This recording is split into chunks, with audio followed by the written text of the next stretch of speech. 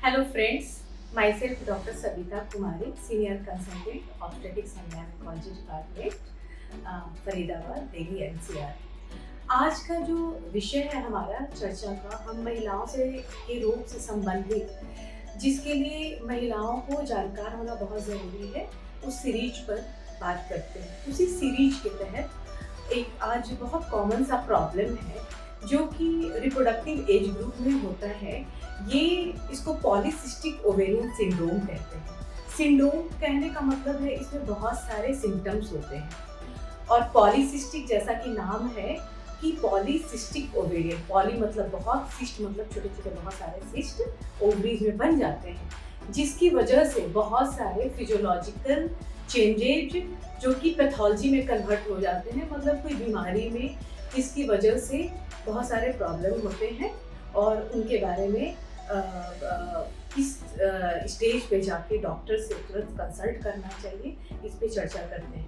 ये टॉपिक इसलिए चुना गया है कि जिसमें 10 से 12 अगर मरीज हम देखते हैं, उसमें 2 मरीज पॉलीसिस्टिक ओवेरियन सिंड्रोम की होती है। तो ये होता क्या है और इसका हमारे रिप्रोडक्टिव हेल्थ पे क्या असर होता है और इसका हमें कब उपचार कराना ज़रूरी होता है, ये जानना बहुत ज़रूरी है।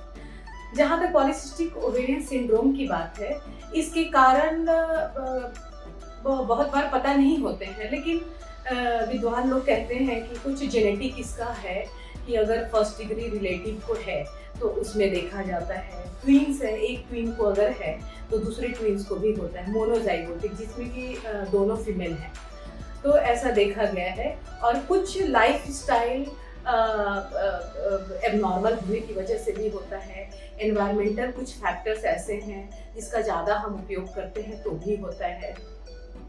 तो लाइफ स्टाइल मॉडिफिकेशन में क्या होता है कि सीडेंट्री हैबिट होने से, स्पेशली जब पीरियड की शुरुआत होती है प्यूबर्टल लाइफ में, जब यंग गर्ल होती है, उस टाइम थोड़ा सीडेंट्री हैबिट होने से, एक्टिविटीज़ नहीं करने से ये प्रॉब्लम हो जाती है।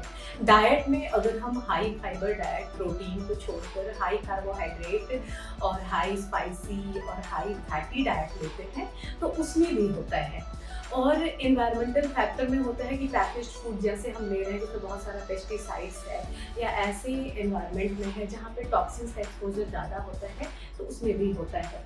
और जेनेटिक हमने बता दिया है इसका। अब इसमें हम लोग महिलाएं जो आती हैं मुख्यतः किस प्रॉब्लम की वजह से आती हैं, यंग गर्ल हो गई या रिप्रोडक्टिव एज ग्रुप की जो महिलाएं मैरिड लाइफ की हैं लेडीज़, उनको क्या प्रॉब्लम होता है। इसमें नंबर 1 मेंस्ट्रुअल इरेगुलरिटी होती है। मेंस्ट्रुअल इरेगुलरिटी में हो सकता है कि उनको 2 महीने 3 महीने पे एक बार पीरियड है, जिसको ओलिगोमेनोरिया कहते हैं। ओलिगोमेनोरिया का मतलब होता है कि 12 महीने में जिनका 9 या 9 से कम टाइम में पीरियड्स आए हैं। जैसे हर महीने आना चाहिए तो वो 12 महीने, 1 साल के ड्यूरेशन में 9 या 9 से कम बार आए हैं।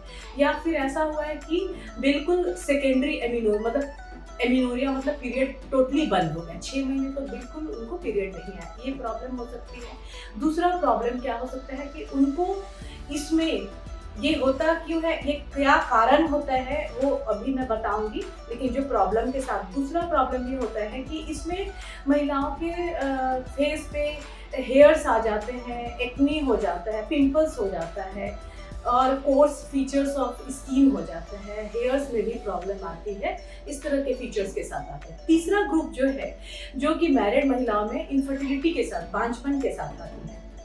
अब ये क्यों होता है, ये सब सारे प्रॉब्लम क्यों होती है, होता ये है कि इसमें हार्मोनल इम्बैलेंस होता है।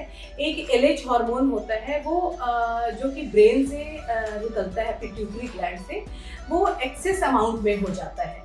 उसकी वजह से क्या होता है कि एंड्रोजेन एक हार्मोन होता है जो कि मेल में ज़्यादा होता है, वो फीमेल बॉडी में भी होता है बट बहुत लो क्वांटिटी में होता है। वो क्या होता है कि LH बढ़ने की वजह से एंड्रोजन बढ़ जाता है जो मेल हार्मोन है, मेल सेक्स हार्मोन। इसलिए मेल पैटर्न का फीचर्स होने लगता है कि ओवरी से ओव्यूलेशन नहीं हो रहा है और पीरियड्स नहीं आ रहे हैं, और क्या हो रहा है कि फेशियल हेयर्स आ जा रहे हैं, जैसे दाढ़ी वाले एरिया में, मूंछ वाले एरिया में, बाल तक, बाल्डनेस तक भी होने लगता है, बाल उड़ने लगते हैं जैसे मेल के होते हैं, उस तरह का पैटर्न होता है। कोर्स फीचर भी मेल की तरह होने लगता है, एक्ने होना शुरू हो जाता है। तो ये इसमें क्या होता है कि एलएच हार्मोन बहुत बढ़ जाता है। दूसरा क्या होता है कि मेल पैटर्न का हार्मोन बढ़ जाता है। तीसरा क्या होता है कि इसमें इंसुलिन जो ग्लूकोज के को पचाने के लिए या मेटाबॉलिज्म कह लेते हैं उसको, उसके लिए बहुत ज़रूरी हार्मोन होता है जो पैनक्रियाज से निकलता है। वो बहुत क्वांटिटी में होता है, लेकिन वो इतनी क्वांटिटी में बढ़ने के बाद भी वो ग्लूकोज को सेल के अंदर डिस्पोज नहीं कर पाता है, ग्लूकोज को पचा नहीं पाता है। तो इसको कहते हैं इंसुलिन रेजिस्टेंस हो जाना। तो ये इंसुलिन रेजिस्टेंस की वजह से क्या होता है कि जो एक्स्ट्रा ग्लूकोज है वो सेल के अंदर जाकर डिपॉजिट नहीं होकर ये क्या होता है एक्स्ट्रा फैट में बनने लगता है। तो इसमें मोटापा भी एक बहुत बड़ा प्रॉब्लम होता है। और मोटापा कहते हैं, कई बार कहते हैं कि मोटापा एसोसिएटेड होता है, मोटापा की वजह से पीसीओडी होता है, कुछ लोग कहते हैं पीसीओडी की वजह से मोटापा होता है। तो इनका एसोसिएशन इस तरह से है। दूसरा क्या होता है कि इन सारी चीज़ों की वजह से अंडेदानी सिस्ट क्यों बन जाती है, क्योंकि अंडेदानी में क्या होता है कि शुरुआत में कुछ प्रॉपर तरीके से गोनाडोट्रोफिन हार्मोन जो एफएसएच और एलएच होते हैं प्रॉपर मात्रा में निकलने की वजह से कुछ नंबर ऑफ फॉलिकल्स, फॉलिकल मतलब होता है जिसमें अंडा होता है, अंडा के चारों तरफ पानी और उससे भरा हुआ एक सेल, छोटा सा सेल की तरह होता है, वो फ्लूइड फील्ड होता है। तो वो बढ़ते हैं और 14वें दिन अगर रेगुलर साइकिल 28 दिन है तो 14वें दिन उससे क्या होता है कि एक एग रिलीज होता है, एक अंडा। और अगर मैरिड है स्पर्म के साथ मैटिंग उसकी हो गई, मेटिंग हो गई तो प्रेगनेंसी हो जाती है। नहीं तो ये अंडा और जो यूट्रस की लाइनिंग जो थिकेंड हो रखी है सेकेंड हाफ में होती है, उसके बाद ये मेंसेस में कन्वर्ट हो जाता है। तो ये रेगुलर पैटर्न है कि फॉलिकल्स बने, फॉलिकल्स में से एक फॉलिकल मैच्योर हो गया, बढ़ गया, अब वो रिलीज हुआ, वो स्पर्म के साथ मिला, या तो प्रेगनेंसी होगी एक नंबर। दूसरा प्रेगनेंसी नहीं हुई तो नेक्स्ट मंथ पीरियड फिर से शुरू हो जाएगा। ये पैटर्न टोटली डिस्टर्ब हो जाता है। इसकी वजह से ये इनफर्टिलिटी का इश्यू हो जाता है। ठीक है, और क्या होता है दूसरा कि अभी हमने बताया इंसुलिन रेजिस्टेंस की वजह से ओबेसिटी होती है। तो ओबेसिटी में जो एक्स्ट्रा फैट जो होता है, स्पेशली सेंट्रल ओबेसिटी होती है, गले में भी बीच वाले एरिया में फैट का, जैसे पेट एब्डोमिनल फैट बहुत बढ़ जाता है, एब्डोमेन के हिस्सा का, बीच का, गले के आसपास का, जिसकी वजह से स्लीप एपनिया भी, डिस्टर्बेंस भी होता है। उसकी वजह से अगेन हार्मोनल इम्बैलेंस होता है।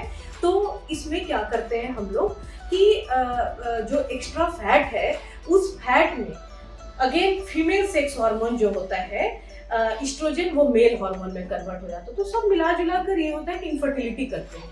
इनफर्टिलिटी का कारण ये होता है। लेकिन एक बात मैं इसमें बताना चाहूंगी कि जिनको पीसीओडी हो गया है तो उनको बहुत घबराने की जरूरत नहीं है कि अब तो मैं कभी मां नहीं बन सकती। ऐसा नहीं है, ऐसा बिल्कुल नहीं है, क्योंकि ये एब्सोल्यूट इंडिकेशन नहीं है इनफर्टिलिटी का, कारण नहीं है इनफर्टिलिटी का, इसमें प्रेगनेंसी हो सकती है। अब जो आती हैं ये तो मोटा मोटी हम लोग जान गए कि क्या क्या होता है, और भी इसके साथ बहुत एसोसिएटेड सिम्टम्स होते हैं जो कि एज रिलेटेड होते हैं।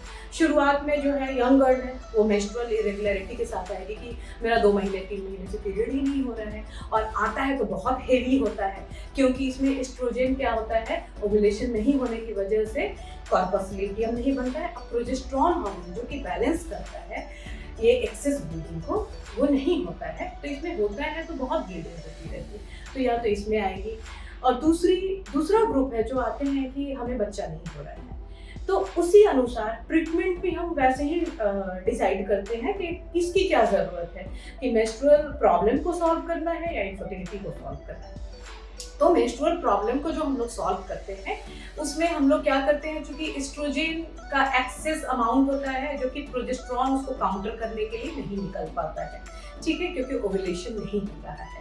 तो ये प्रोजेस्टेरॉन को काउंटर, प्रोजेस्टेरॉन और एस्ट्रोजन दोनों साथ में दें तो ओरल कॉन्ट्रासेप्टिव पिल्स देते हैं जिनको प्रेगनेंसी नहीं चाहिए। उसमें एस्ट्रोजन और प्रोजेस्टेरॉन दोनों कंबाइन होता है।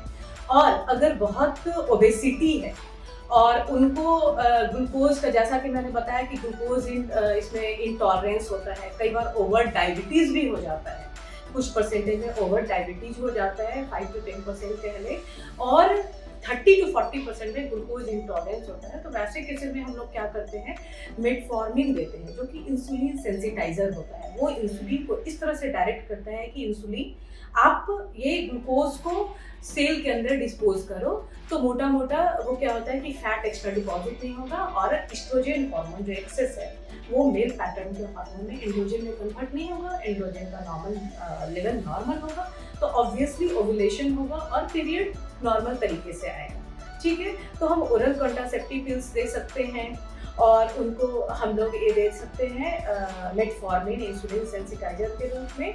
और सबसे इम्पॉर्टेंट चीज़ जो कि हर लेडी को बताना होता है कि अगर ओबेसिटी है तो उनको सबसे पहले बोलते हैं कि आप वेट लॉस करो।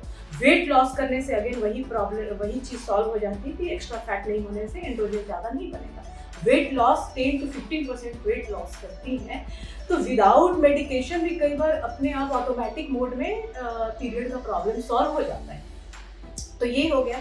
और दूसरा कि अगर दूसरा ग्रुप है जिनको इनफर्टिलिटी का प्रॉब्लम है पीसीओडी की वजह से, उनको मैनेजमेंट करते हैं। पहले अगेन लाइफ स्टाइल मॉडिफिकेशन करते हैं, वेट लॉस के लिए बोलते हैं। डाइट शुरू में ही हमने बोला कि टॉक्सिन से एक्सपोजर नहीं करना है। डाइट में high fibre and protein rich food होना चाहिए, लो फैट लो स्पाइसी चीज़ें होनी चाहिए। तो इस तरह से इसमें हरी पत्तेदार सब्जियां और भी डाइटिशियन भी हमारे साथ होते हैं। तो हम लोग कई बार इन पीसीओडी पेशेंट्स को डाइटिशियन के पास भेजते हैं ऐसे तरह की डाइट को समझाने के लिए।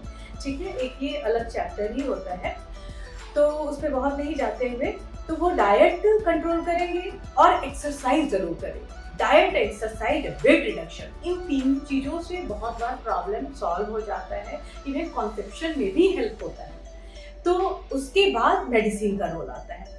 मेडिसिन में हम लोग क्या करते हैं, क्योंकि ओवरी इसमें रिलेटिवली ऐसा सोचा जाए कि ओवरी थोड़ा सा सुसुप्तावस्था में है, सेडेंटरी हैबिट, ओवुलेशन नहीं कर रहा, तो उसको स्टिमुलेट करते हैं लोग, ओवेरियन स्टिमुलेशन करते हैं।